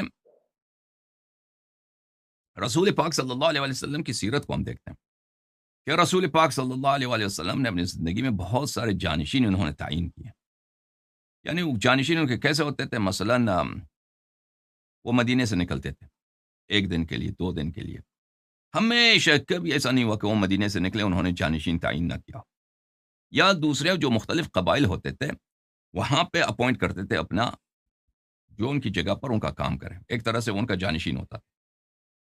یا زکوٰۃ کے لیے، زکوٰۃ اکٹھا کرنے کے لیے، یا فوج کے جو کمانڈر ہوتے تھے ان کو تعین کرتے تھے. ان میں سے کبھی ایسا نہیں ہوا کہ رسول پاک صلی اللہ علیہ وسلم نے تجویز دیا ہو، سجیشن کی ہو کہ میں مدینے سے جا رہا ہوں، مدینے والے میں سجیسٹ کرتا ہوں کہ فلان شخص میرا جانشین ہو جب تک میں واپس آتا ہوں، اور تم پھر دیکھ لینا کہ تم کسی اور کو چنتے ہو یا اسی کے اتباع. کبھی ایسا نہیں کیا. انہوں نے ہمیشہ خود اپنا جانشین تعین کیا. ملاحظہ فرمائیے کتاب انارۃ الدجا فی مغازی خیر الورا صلی اللہ علیہ وآلہ وسلم، یہ کتاب ہے رسول پاک صلی اللہ علیہ وآلہ وسلم کے جتنے غزوے ہیں، جتنے بار وہ مدینے سے نکلے ہیں، وہ ان کا پورا درج ہے، اسی کی تاریخ ہے. تالیف القاضی حسن بن محمد المشات، چاپ دار المنہاج کی ہے. اور یہ جو ہے شعر کی صورت میں ہے، شعر کی صورت میں ہے، اور اس کی شرح ہے. جو سب سے پہلا غزوہ یہاں پہ ذکر کرتے ہیں وہ غزوہ ودان کا ذکر کرتے ہیں. غزوہ ودان کے ذکر کے بعد کہتے ہیں وَاسْتَعْمَلَ عَلَى الْمَدِينَةِ سَعْدَ بْنَ عِبَادَةَ. رسول پاک صلی اللہ علیہ وآلہ وسلم نے مدینے پر کس کو جب غزوے پہ نکلے تو کس کو مدینے پر اپنا عامل بنا کے گئے، اپنا جانشین بنا کے گئے؟ سعد بن عبادہ. دوسرے میں غزوہ تبوات، وَاسْتَعْمَلَ عَلَى الْمَدِينَةِ الصَّائِبِ بن مظعون، جناب صائب بن مظعون کو مدینے پر انہوں نے اپنا جانشین مقرر کیا. غزوۃ العشیرہ، غزوۃ العشیرہ میں جب گئے ہیں، یہ سب بدر سے پہلے، احد سے پہلے کی بات ہے. استعمل علی المدینہ ابا سلمہ ابن الاسد، مدینے پر اپنا جانشین انہوں نے ابا سلمہ کو کیا ہے. غزوۃ البدر الاولی، غزوہ بدر اول، استعمل علی المدینہ زید بن حارثہ، مدینے پہ ان کا گورنر کون تھا جب خود گئے تھے؟ زید بن حارثہ. غزوۃ البدر الکبریٰ، جو غزوہ بدر جو مشہور ہے 313 والے سپاہی، اس میں استعمل علی المدینہ ابا لبابہ، ابو لبابہ کو انہوں نے مدینہ پر اپنا جانشین بنایا. غزوۃ بنی سلیم، استخلف علی المدینہ سباع ابن عرفتہ، مدینہ پر اپنا جانشین کس کو معین کیا ہے؟ سباع کو. اچھا. غزوۃ بنی قینقاع، استخلف علی المدینہ ابا لبابہ، ابو لبابہ کو مدینہ کا گورنر بنایا. غزوۃ السویق، استخلف علی المدینہ ابا لبابہ، اب پھر ابو لبابہ کو وہاں پہ بنایا. غزوۃ ذی قرقرہ، غزوہ ذی قرقرہ، اچھا یہ بدر کے بعد کے واقعات ہیں. استخلف علی المدینہ عبداللہ ابن مکتوم رضی اللہ عنہ، عبداللہ ابن مکتوم جو اندھے بھی تھے ان کو گورنر بنایا مدینہ کا. غزوۃ ذی عامر وغطفان، استعمل علی واستخلف علی المدینہ عثمان ابن عفان، عثمان کو وہاں پہ بنایا گورنر جب خود گئے تھے. اچھا. غزوۃ بحران، استعمل علی المدینہ ابن مکتوم، پھر ابن مکتوم کو، ابن مکتوم ایک اندھا تھا، ایک شخص تھا جو نابینا تھا آنکھوں سے، اکثر اسی ابن مکتوم کو بنایا گیا. اچھا. غزوۃ احد، غزوہ احد میں جب گئے تھے استعمل علی المدینہ ابن مکتوم پھر. غزوۃ حمراء الاسد، استعمل علی المدینہ ابن مکتوم، پھر ابن مکتوم کو. غزوۃ بنی النضیر، استعمل علی المدینہ ابن مکتوم کو وہاں پر امام جماعت مدینے کا جو ان کے جگہ فرائض انجام دے. غزوۃ ذی الرقاء، واستعمل علی المدینہ عثمان ابن عفان، عثمان کو بنایا. غزوۃ بدر الاخیرہ، ایک اور بدر کا غزوہ ہے، واستعمل علی المدینہ عبداللہ ابن ابی ابن سلول. غزوۃ دومۃ الجندل، استعمل علی المدینہ سباع ابن عرفتہ الغفاری. غزوۃ الخندق، غزوۃ الخندق، بل یہاں پہ کس کو بنایا؟ بل یہاں پر وکانت سنۃ 4 علی ما قال موسیٰ بن عقبہ. غزوۃ بنی قریظہ، یہ ظاہراً اسی کے ضمن میں ہے. واستعمل علی المدینہ ابن مکتوم. غزوۃ بنی لیحان، واستعمل علی المدینہ عبداللہ ابن مکتوم. غزوۃ الغابہ، غزوۃ ذی قرد بھی بولتے ہیں اس کو، مدینہ پہ کس کو خلیفہ بنایا؟ ابن مکتوم کو. و خلف سعد بن عبادہ فی 300 یحرسون المدینہ، اور سعد بن عبادہ کو 300 سپاہی دیے کہ تم مدینے کی جو ہے کیا کرو، وہاں پہ مدینے کی گارڈ بنو، کوئی مدینے پہ حملہ نہ کرے۔ غزوۃ بنی مصطلق یا غزوۃ المریسیع، استخلف علی المدینہ زید بن حارثہ، مدینہ میں خلیفہ ان کا کون تھا؟ زید۔ غزوۃ الحدیبیہ، جب صلح حدیبیہ کے لیے گئے تھے، بلے وہاں پر استخلف علی المدینہ نمیلہ ابن عبداللہ وعلی الصلاة ابن مکتوم، نمیلہ کو گورنر بنایا اور نماز پہ ڈیوٹی ابن مکتوم کی لگا دی۔ غزوۃ خیبر، خیبر ابھی آیا، استخلف علی المدینہ نمیلہ ابن عبداللہ، غزوہ خیبر میں نمیلہ کو بنایا۔ غزوۃ ذواد القرى، یہاں پر اچھا یہ جو ہے یہ غزوۃ ذواد القرى میں بھی ہے، وہی کون تھا؟ وہی غزوہ خیبر کے بیچ ہی میں واقع ہوا، کیونکہ خیبر کے راستے میں یہ واقع ہوا ہے، تو اس طرح یہ کوئی مستقل غزوہ نہیں ہے۔ غزوۃ مؤتہ، بلے یہ غزوہ مؤتہ تو مشہور ہے کہ اس میں امیر المؤمنین علیہ الصلوۃ والسلام کو انہوں نے بنا نہیں، غزوہ مؤتہ میں خود پیغمبر صلی اللہ علیہ وسلم گئے بھی نہیں نا، وہ خود نہیں نکلے تھے غزوہ مؤتہ میں، تو ان کا مدینے میں کوئی گورنر نہیں تھا کیونکہ وہ خود گئے بھی نہیں۔ غزوۃ الفتح الاعظم، فتح مکہ کی جو غزوہ ہے، استخلف علی المدینہ ابا رحم کو، جن کا نام کلثوم ابن حسین ابن عتامہ الغفاری، ابا رحم کلثوم، ان کو بنایا اپنا جانشین۔ غزوۃ حنین اور غزوہ مکہ وہ ایک ہی سفر میں پیش آیا۔ اچھا، غزوہ تبوک میں اس میں امیر المؤمنین علیہ الصلوۃ والسلام کو اپنا جانشین بنایا۔ اچھا، اس کے علاوہ بھی بہت سارے کتب میں یہ واقعات مذکور ہیں۔ دیکھیں ان جتنے واقعات ہوئے، رسول پاک صلی اللہ علیہ وآلہ وسلم نے جب بھی گئے ہیں مدینے سے، اور ان میں بعض دفعہ جاتے تھے مثلا آدھے دن کے لیے، غزوہ احد میں صبح گئے شام کو واپس آئے، ٹھیک ہے نا، بعض دفعہ جاتے ہیں بہت کچھ گھنٹوں کے لیے، اپنا جانشین تعین کرتے ہیں، اور تجویز نہیں دیتے بھائی کہ میرا تجویز یہ ہے، مدینہ والوں دیکھو یہ میری طرف سے یہ آپ کا گورنر ہے، میرا جانشین میں 2 دن کے لیے جا رہا ہوں یہ ہے، اس کو تم مانتے ہو یا نہیں مانتے، یا کسی اور کو ووٹ دیتے ہو؟ ہمیشہ خود انہوں نے تعین فرمایا ہے، خود تعین فرمایا، ٹھیک ہے نا۔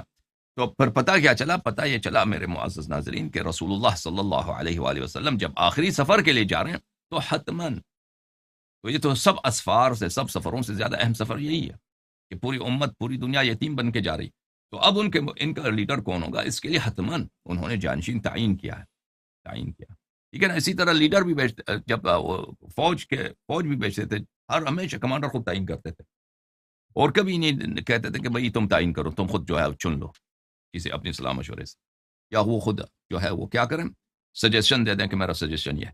بہت مہربانی ڈاکٹر صاحب، آپ نے حوصلے سے میری بات سنی، تھینک یو سر۔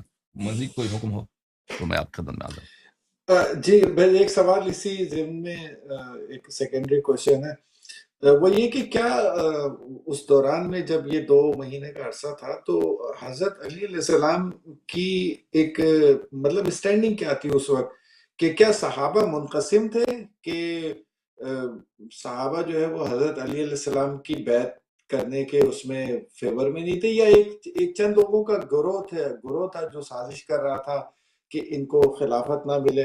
تو اگر حضور صلی اللہ علیہ وسلم اس وقت ان کے ہاتھ پر بیعت کرنے کو کہتے، یعنی فار ایگزامپل مسجد نبوی میں لوگوں کو جمع کر کے کہتے، تو کیا اس بات کا امکان تھا کہ لوگ اس میں منقسم ہو جاتے، یا وہاں کوئی تو لڑائی ہو جاتی؟ کیا جب وہاں پہ غدیر خم میں بیعت لیا تھا، رسول پاک صلی اللہ علیہ وآلہ وسلم نے غدیر خم میں بیعت لیا تھا، سب سے فرمایا تھا کہ جا کے بیعت کرو، اور سب نے بیعت کیا تھا امیر المؤمنین علیہ الصلوۃ والسلام سے، اور لوگوں نے مبارکباد بھی دی تھی۔ تو دوبارہ آ کر مدینے میں دوبارہ یہ کچھ ہفتوں کے بعد دوبارہ بیعت کا سلسلہ بنایا جائے، تو یہ اب مجھے نہیں معلوم کہ رسول پاک صلی اللہ علیہ وسلم اس بات کو ضروری سمجھتے تھے یا نہیں سمجھتے تھے، تو بہرحال اس کا اتنا فائدہ نہیں تھا، کیونکہ ابھی 2-3 ہفتے پہلے جب ایک دفعہ ہو چکا ہے تو اس کے فوراً بعد آ کے مدینے میں پھر وہ بیعت کا آغاز کریں، تو وہ تو یہ اس کی ضرورت نہیں تھی، کیونکہ یہ ایک دفعہ ہو چکا تھا۔ اب رسول پاک صلی اللہ علیہ وآلہ وسلم اور امیر المؤمنین علیہ الصلوۃ والسلام آپ کی خدمت میں عرض کریں کہ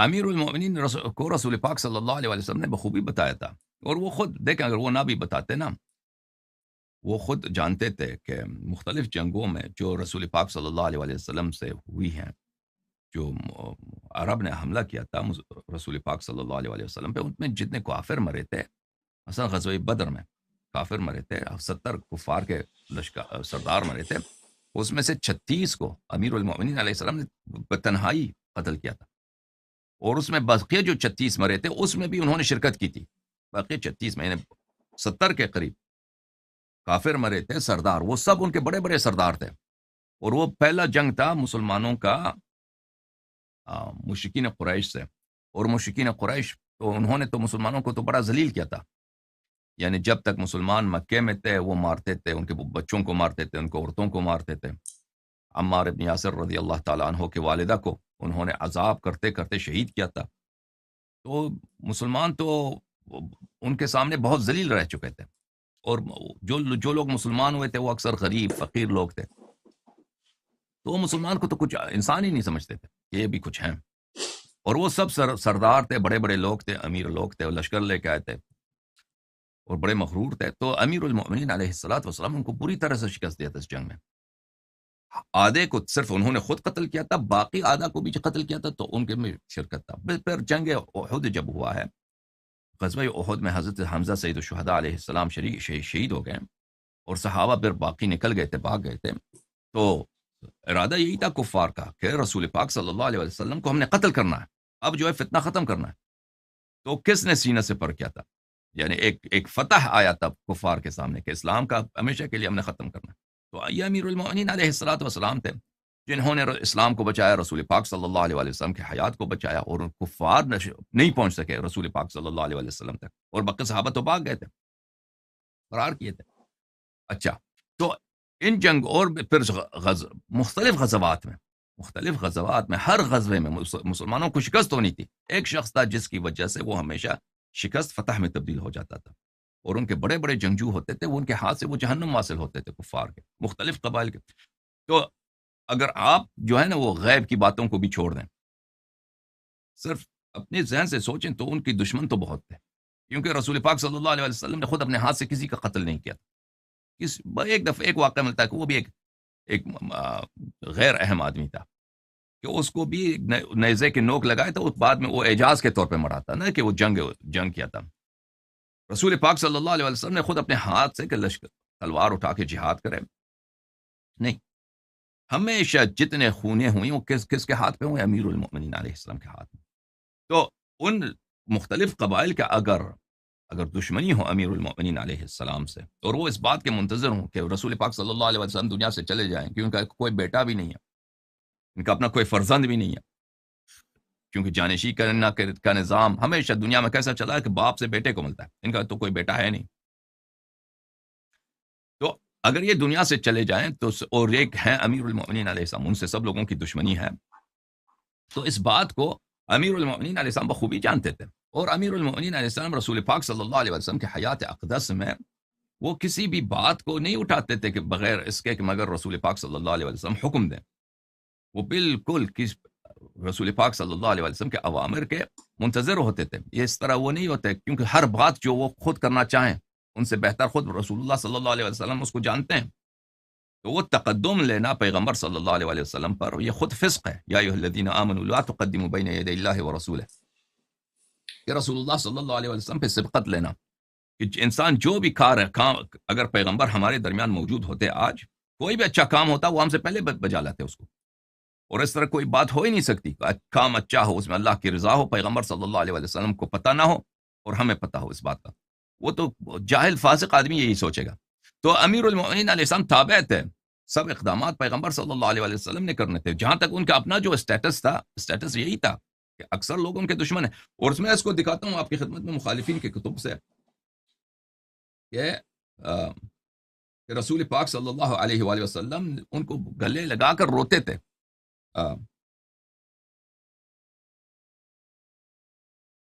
وہ آپ کی خدمت میں عرض کریں کہ حدیث ہے کہ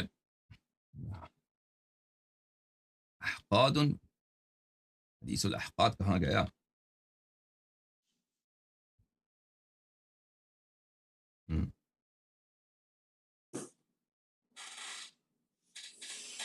اچھا ایک منٹ میں ابھی دکھاتا ہوں آپ کی خدمت میں، میں دوسری طرف سے اس کو ڈھونڈ کے نکالتا ہوں، معذرت چاہتا ہوں. یہ اہل البیت.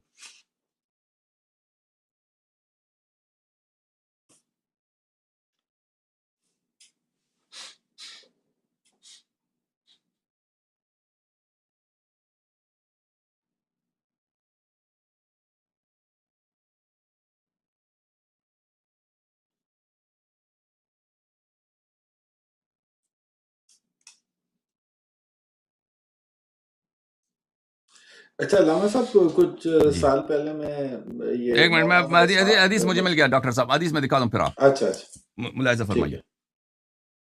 ہے. ملاحظہ فرمائیے، کتاب ہے معجم مقاییس اللغہ فارس ابن زکریا کی. یہاں پر غدر کا معنوں میں وہ صفحہ نمبر 413 میں فرماتے ہیں غدر کیا ہے. غدر نقض العہد. غدر بولتے ہیں کہ اگر آپ کسی سے کوئی عہد کریں، کوئی پیمان ہو آپ کا، کوئی پیکٹ ہو آپ کا، اس کو آپ توڑیں، وائلیٹ کر دیں، اس کو بولتے ہیں غدر. وہ ترک الوفاء بھی، اور آپ اپنے قول پہ، آپ کا جو عہد تھا، جو وعدہ تھا، اس کو پہ وفا نہ کریں، اس کو توڑ دیں، اس کو بولتے ہیں غدر. اچھا یہ بہت ساری کتب میں اس کی یہی تعریف ہے. میں آپ کی خدمت میں یہ دکھا کر آپ کی خدمت میں دکھاؤں.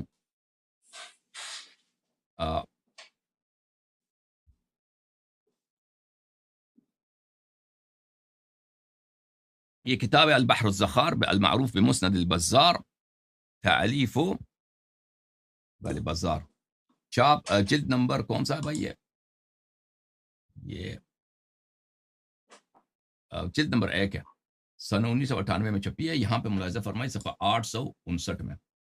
بھلے علی علیہ السلام، امیر المؤمنین علیہ الصلوۃ والسلام سے انہوں نے روایت کیا کہ سمعت علی علیہ السلام یقول علی المنبر، کہ علی علیہ السلام کو میں نے سنا کہ وہ منبر پہ یہ کہتے تھے، یعنی ایک دفعہ نہیں کہا، کئی دفعہ انہوں نے کہا، واللہ لعہد النبی الامی الی، اللہ کی قسم یہ رسول پاک صلی اللہ علیہ وسلم کا مجھ سے وعدہ ہے، ان الامت ستغدر بی، کہ امت میرے سے غدر کرے گا، امت میری غداری کرے گی، امت میرے سے غداری کرے گی. ٹھیک ہے نا.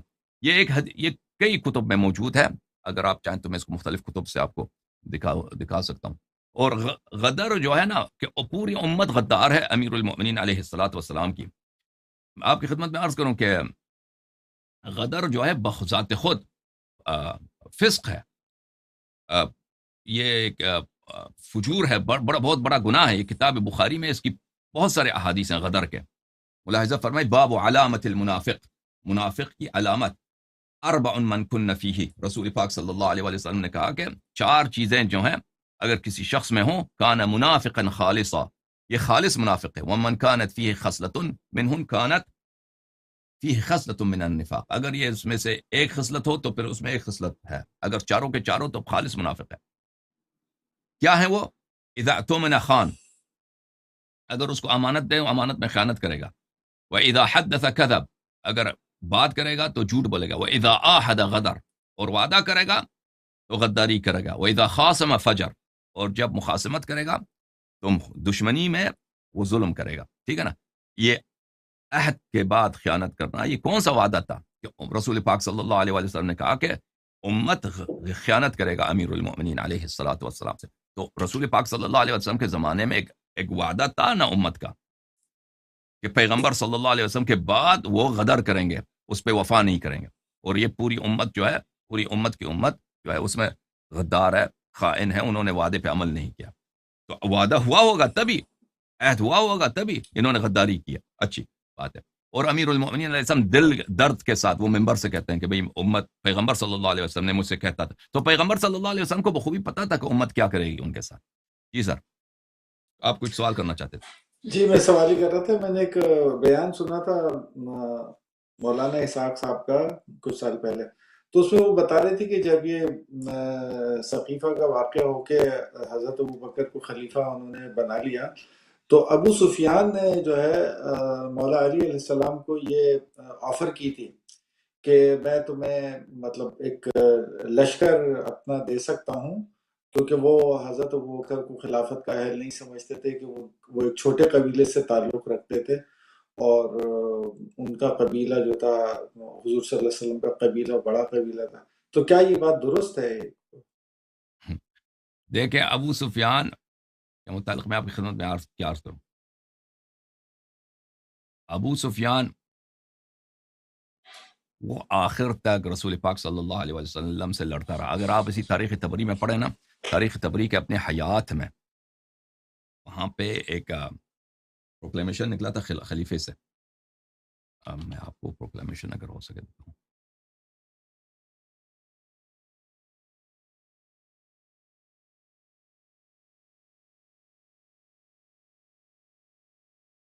انہوں نے کہا تھا کہ مولا علی نے اس کا انکار کر دیا تھا، اس کی آفر جو تھی اس کو ریجیکٹ کر دیا تھا.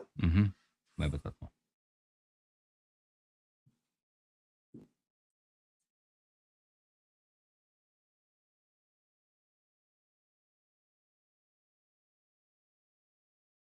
دیکھیں یہ تاریخ تبری ہے، چھاپ بیت الافکار الدولیہ. پورا تبری کو انہوں نے ایک ہی مجلد میں چھاپا ہے، اس کے 2000 سے زیادہ صفحے ہیں. یہاں پر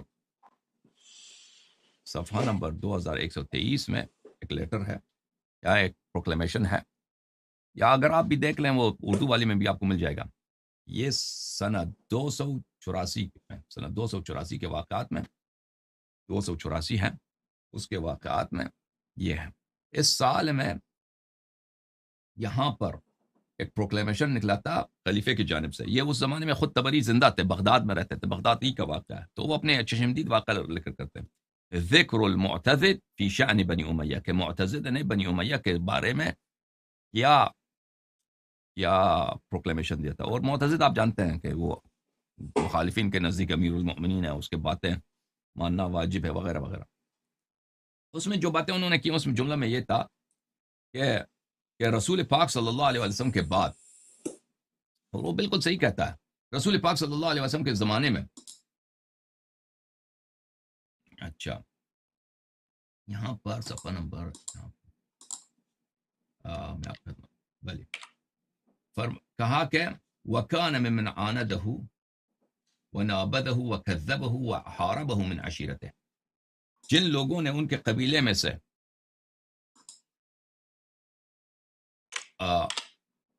جن لوگوں نے رسول پاک صلی اللہ علیہ وسلم کی دشمنی کی، رسول اللہ صلی اللہ علیہ وسلم کو ٹکرا دیا، ان کو جھٹلایا، وہ سب ان کے اپنے قبیلے سے تھے، یعنی قریش والے تھے.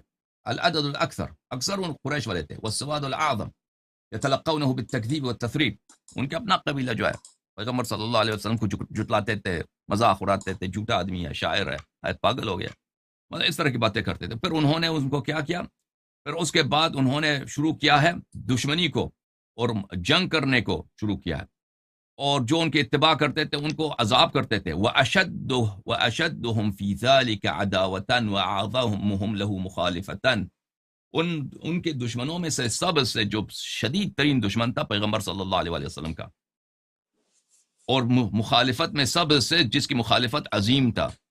وَأَوَّلُهُمْ فِي كُلِّ حَرْبٍ، ہر جنگ میں جو سب سے آگے تھا پیغمبر صلی اللہ علیہ وسلم کے مخالفین میں. وَأَوَّلُهُمْ فِي كُلِّ حَرْبٍ مناسبتاً، دشمنی میں، جنگ میں، ہر جنگ سب سے آگے تھا. لا يرفع على الاسلام راية الا كان صاحبها وقائدها ورئيسها، جو بھی لشکر آیا ہے پیغمبر صلی اللہ علیہ وسلم سے جنگ کرنے کے لیے، اس میں اس کا لیڈر، اس کا فائنانسر، اور اس کو حوصلہ افزائی دینے والا اور اس کا پلاننگ کرنے والا کون تھا؟ وہ شخص، وہ بلے فی کل مواطن الحرب، سب جنگوں میں، من بدر واحد والخندق والفتح، سب میں ابو سفیان ابن حرب، ابو سفیان ابن حرب ملاحظہ فرمائیے، اور اس کا بیٹا معاویہ بھی اس کے ساتھ، وہ معاویہ بھی نوجوان تھا اس وقت. یعنی یہ لوگوں کی دشمنی اسلام سے کوئی پرانی بات نہیں ہے، یہ لوگ کوئی اسلام کے دل دادا نہیں تھے. امیر المؤمنین علیہ السلام کے دل دادا تھے، اور ابو سفیان بھی امیر المؤمنین علیہ السلام سے کوئی پیار محبت تو نہیں کرتا تھا. اور یہ کیسے مسلمان ہوا ابو سفیان اس وقت مسلمان ہوا جب یہ اگر اسلام نہ لاتا یہ قتل ہو جاتا. یہ کوئی ایمان، اس نے تو کوئی ایسے دل سے تو ایمان نہیں لایا، یہ فتح مکہ کے وقت یہ قتل ہو جاتا. اپنی جان بچانے کے لیے انہوں نے جھوٹ سے کلمہ پڑھا ہے، جھوٹ سے کلمہ پڑھا، انہوں نے دل سے کلمہ نہیں پڑھا ان لوگوں نے. اچھا، اور مختلف جنگوں میں ان کو شکست ہوئی ہے. شکست کس کے ہاتھ ہوئی ہے؟ جنگ بدر میں اس کو شکست کس کے ہاتھ ہوئی ہے؟ کس کے ہاتھ ہوئی ہے؟ امیر المؤمنین علیہ السلام کے ہاتھ پر. اس کا اپنا بیٹا مارا گیا ہے جنگ بدر میں، اس کا سسر مارا گیا ہے، اس کے رشتہ دار مارے گئے. کس نے قتل کیا؟ امیر المؤمنین علیہ السلام نے. جنگ احد میں یہ نہیں قتل کر سکے پیغمبر صلی اللہ علیہ وآلہ وسلم کو. کس کی وجہ سے؟ امیر المؤمنین علیہ السلام کی وجہ سے. خندق میں پورا اپنا پیسہ لگایا ابو سفیان نے، فائنانس کیا. 10,000 جنگجو لے کے آیا، 10,000 جنگجو لے کے آیا. ہر طرف سے مختلف قبائل کو بڑا اس نے پلاننگ کیا جنگ خندق میں کہ پورا مدینے کا گھیراؤ کیا جائے، سب مسلمانوں کو قتل عام کیا جائے. اس کو کس طرح شکست ہوئی؟ امیر المؤمنین علیہ السلام کے ایک وار سے. عامر بن داؤد مارا گیا، ان کو پورا لشکر ان کا متفرق ہو گیا. ٹھیک ہے نا. اور بہت سارے قراءات میں یہ سورہ احزاب کی آیت اس طرح ہے، وَكَفَى اللَّهُ الْمُؤْمِنِينَ الْقِتَالَ بِعَلِيٍّ عَلَيْهِ السَّلَامِ، کہ اللہ تعالیٰ نے مسلمانوں کو جنگ سے بچایا امیر المؤمنین علیہ الصلوۃ والسلام کے تلوار کے زور سے. اچھا، تو کہنے کا مقصد یہ ہے کہ یہ شخص اہل بیت علیہ السلام کا، بالخصوص امیر المؤمنین علیہ السلام کا دشمن تھا، جیسے وہ رسول اللہ صلی اللہ علیہ وسلم کا دشمن تھا. اور اگر آپ کی خدمت میں عرض کریں کہ یہ کہ آیا ہو کہ اس نے آفر کی ہو امیر المؤمنین علیہ السلام کو کہ ہم آپ کے ساتھ دیں گے، اتنے لشکر لے کے آئیں گے، یہ ہمارے نزدیک ایک جھوٹی بات ہے. ابو سفیان بالکل ابو بکر کے ساتھ تھا، اور اس کی وجہ یہ ہے، اگر وہ ابو بکر کے مخالف ہوتا، دیکھیں اس کی تو کوئی، ابو سفیان کی تو اپنی کوئی حیثیت نہیں تھی نا اسلام میں. یہ تو سب ابھی مثلا وہ جنگ میں شکست، بعد اس جنگ کے شکست کھانے کے بعد یہ مسلمان ہوا ہے. یہ مسلمان بھولے تو نہیں، مکہ مدینہ والے تو بھولے تو نہیں، مہاجرین انصار کہ یہ آدمی کیسا ہے، وہ تو ہم سے بہتر جانتے تھے. یہ تو کفار کا، یہ تو لیڈر تو یہی تھا ہمیشہ، اور یہ مسلمان بھی ہوا، دل سے تو نہیں ہوا. اور پھر مسلمان ہونے کے بعد رسول اللہ صلی اللہ علیہ وسلم نے اس کو لعنت کیا. حدیث کہی ہے کہ پیغمبر صلی اللہ علیہ وسلم نے دیکھا کہ وہ اونٹ پہ سوار آ رہا ہے، ابو سفیان آ رہا ہے، اس کے ساتھ اس کا بیٹا یزید ہے، اس کے پیچھے اس کا بیٹا معاویہ ہے. تو پیغمبر صلی اللہ علیہ وسلم نے لعنت کیا، جو اونٹ پہ سوار ہے اس پہ بھی لعنت، جو اونٹ کے پیچھے ہے اس کے بھی لعنت، اور جو اونٹ کے آگے ہے اس کے بھی لعنت. تو یہ مسلمان ہونے کے بعد بھی اس پہ لعنت ہے. یہ تو مسلمانوں کو سب کو پتا ہے. تو لیکن آپ دیکھیں، اور اس کے سابقہ آپ کے ہاتھ میں، اس نے اسلام کے ہمیشہ سے مخالفت کی، اور اسلام میں اس کا کوئی مقام نہیں ہے. ابو بکر خلیفہ بننے کے بعد، کیونکہ ان کو پتا تھا کہ شام فتح ہونے والی ہے. شام تو جو تھا اس زمانے کا جوول تھا، اس زمانے کا ہیرا، جو جہاں ہے نا، جہاں سب کچھ ہے، جہاں پہ ثقافت ہے، جہاں پہ پیسے ہیں، جہاں پہ تجارت ہے، جہاں پہ لونڈیاں ہیں، جہاں پہ بہترین شراب ہیں، بہترین محل ہیں، وہ اس دنیا میں کہاں تھا؟ وہ شام تھا. ابو بکر نے کیوں یزید ابن ابی سفیان کو گورنر بنایا شام کا؟ کیوں اتنا بڑا انعام دیا؟ وہ اپنے مخالف کو دیتا ہے، آپ مجھے بتائیں، اپنے مخالف کو دے دیتا ہے. اتنے صحابہ موجود ہیں، شام فتح ہوتا ہے. یعنی شام ابو بکر کے زمانے میں فتح نہیں ہوا، لیکن شام پہ حملے جو ہیں ابو بکر کے زمانے میں شروع ہوئے تھے. لیکن ابو بکر نے یہی وعدہ کیا تھا ابو سفیان سے کہ شام ہوا تو شام فتح ہوا تو یہ شام آپ کا ہے. یہ کیوں؟ یہ کوئی چھوٹی بات نہیں ہے. اگر وہ ابو بکر کا اتنا پکا مخالف ہے کہ اس کے اپوزیشن لیڈر کے لیے، امیر المومنین علیہ السلام کے لیے، وہ 4-5 ہزار کا لشکر لے کے آتا کہ ابو بکر سے لڑیں. ابو بکر پاگل ہے کہ اتنے اپنے بڑے مخالف کو، جس کا اسلام میں بھی کوئی عزت ہے ہی نہیں، اس کو اس زمانے کا سب سے جو قیمتی صوبہ ہے، جو مدینے سے بھی اس میں پیسے زیادہ، مدینہ میں تو پیسے تھے نہیں. مدینہ کیا ہے؟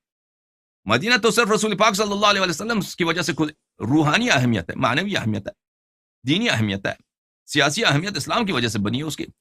اس زمانے میں پیسوں کے لحاظ سے، تجارت کے لحاظ سے، قصر و محل کے لحاظ سے، مثلا بہترین کھانے وہاں پر ہوں، بہترین انڈسٹریز وہاں پہ ہوں، وہ شام تھا. عرب تو کچھ بھی، عرب تو خرابہ ہے، عرب میں تو کچھ بھی نہیں. تو اس زمانے کا بہترین علاقہ کس کو دیتا تھا؟ اس کو یہ ابو سفیان کو. اور وہ جو ہے اس کو 1-2 سال کے بعد تعاون آ گیا وہاں پہ. وہ یزید جو تھا، یزید ابو سفیان کا بیٹا، معاویہ کا بڑا بھائی، وہ مر گیا اس تعاون میں. فوراً اس کے بعد اس کو معاویہ کو دے دیا. عمر نے معاویہ کو گورنر بنایا. پھر اس کو کبھی عزل نہیں کیا، کبھی بھی دوسروں سے باسخاست کرتا تھا، دوسروں گورنروں کو عزل کرتا تھا. عمر کبھی اس کو عزل نہیں کیا، معاویہ کو. اور معاویہ بھی کوئی ایسا اس نے کوئی اسلام میں اس کی کوئی تو خدمت ہے نہیں، وہ تو اپنے باپ کے ساتھ تھا آخر تک. یہ تو ہمیشہ اسلام کے دشمن تھے. اور ابو سفیان بھی زندہ تھا معاویہ عمر کے زمانے میں، بوڑھا ہو چکا تھا، اور اس کے بعد عثمان بھی آیا، اس نے ان کو برقرار رکھا. یہ کیوں ایسا کیا ہے؟ یہ واضح بات ہے کہ ابو سفیان پالیٹیشن ہے. ابو سفیان اس کا بڑا ہاتھ ہے. وہ ابو بکر عمر جو تھے یہ قوم کے سردار تو تھے نہیں، ان کی اتنی ریچ نہیں تھی مختلف قبائل میں اثر رسوخ، یہ کچھ بھی نہیں تھا ان کے پاس. ابو سفیان کے پاس تھا. ابو سفیان کیونکہ پہلے سے وہ رسول پاک صلی اللہ علیہ وسلم کے ساتھ مختلف جنگوں میں مختلف لشکر لے کے آیا تھا، مختلف غزوہ احزاب میں، غزوہ خندق میں مختلف قبائل کو اس نے اکٹھا کیا تھا. یہ مختلف قبائل کو، بعض قبائل ایسے جن سے اسلام کی کوئی دشمنی ہے ہی نہیں، ان کو آپ لے کے آتے ہیں کہ ان کو آ کے ان کو بیڑا غرق کرتے ہیں، اسلام کا قتل عام کرتے ہیں. یہ کیا مانگتا ہے جی؟ یہ پولیٹیکل برنک مینشپ مانگتا ہے. یہ سیاسی مہارت کے لیے اس کی ضرورت ہوتی ہے، اس کے لیے بہت محنت کی ضرورت ہوتی ہے کہ آپ ان سب کو اپنے کمپین میں آ کے شریک کریں کہ ہم نے ایک عسکری جو ہے ہماری کمپین ہے، اس کو کامیاب بنانے میں آپ آ کے جا کے وہاں پہ قربانی دے دیں. اور اس نے یہ کام کر لیا ہے. تو ابو بکر عمر کو خلافت دلانے میں اس کو کیسے ان کی بیعت ہوئی ہے؟ تو اس کے پیچھے بڑا سیاست ہے، اس میں بالکل ابو سفیان کا ہاتھ ہے. یہ ابو سفیان ہے جس نے مختلف قبائل کو ان کے لیے آمادہ کیا، ان کا مطیع بنایا، ان سے بیعتیں لی، اور اس کے مقابلے میں ان کو بڑا انعام دیا. ابو بکر عمر نے کیا دیا؟ شام دیا ان کے مقابلے. اور شام ان کا وہی گڑھ رہا. پھر امیر المومنین علیہ السلام کو جب بیعت بھی ہوئی پھر بھی یہ نہیں ہٹے شام سے، کیونکہ ان کی اتنا اثر رسوخ بن چکا تھا، ان کی جڑیں وہاں پہ اتنی محکم ہو چکی. تو یہ کہنا مولوی اسحاق صاحب کا وہ مخالفین کی روایت ہے، ہماری روایت نہیں ہے. ہماری روایت نہیں ہے، ہماری حدیث نہیں کہ ابو سفیان جو ہے وہ جس کا امیر المومنین علیہ السلام سے کبھی نہ دوستی نہ کوئی محبت کچھ بھی نہیں ہے، بلکہ دشمنی، ان کے درمیان خون ہے، ان سب کو بھول کے آ کے کہتا ہے میں معاویہ ابو بکر کے خلاف لشکر لے کے آتا ہوں. یہ اس شخص کا فکر ہے جو نہ اس زمانے کے احوال کو جانتا ہے، نہ اس زمانے کے سیاسی احوال کو جانتا ہے، نہ ان شخصیات کو جانتا ہے کہ ابو سفیان کون ہے، علی علیہ السلام کون ہے، ان کا سابقہ کیا ہے، ان کا آپس میں ان کی دشمنی کتنی پکی ہے. اور بالکل ان کا جو خاندان ہے بنی ہاشم کا اور بنی امیہ کا، یہ آپس میں خاندانی ان کا دشمنی بھی ہے. اس طرح نہیں ہے کہ صرف اسلام کی وجہ سے، صرف اسلام کی وجہ سے ان کی دشمنی نہیں ہے، بلکہ اس سے پہلے بھی رسول پاک صلی اللہ علیہ وسلم کا جو خاندان ہے بنی ہاشم، اسلام سے پہلے بھی ان کی دشمنی تھی بنی امیہ سے. تو یہ کوئی نئی بات نہیں ہے. تو ابو سفیان اس طرح کام کر ہی نہیں سکتا، یہ بالکل بچگانہ بات ہے. جی سر، اور مزید بولیں. جزاک اللہ، ماشاء اللہ، کافی آپ نے اچھی معلومات فراہم کی. اب انشاءاللہ نیکسٹ سیشن میں آپ سے ملاقات ہوگی. اوکے، تھینک یو ڈاکٹر صاحب، نئے بہت سوال مہربانی. کے خدا آپ کو ساتھ. جزائے خیر دے. جی خدا ہم آپ کے لیے دعا گو ہیں، خدا آپ کے بچوں کو طول عمر دے، آپ کو جی انشاءاللہ جو حاجات ہیں روا فرمائے. بہت مہربانی ڈاکٹر، تھینک یو. جزاک اللہ. تھینک یو، بہت مہربانی. بہت شکریہ ادا کرتا ہے ڈاکٹر صاحب کا.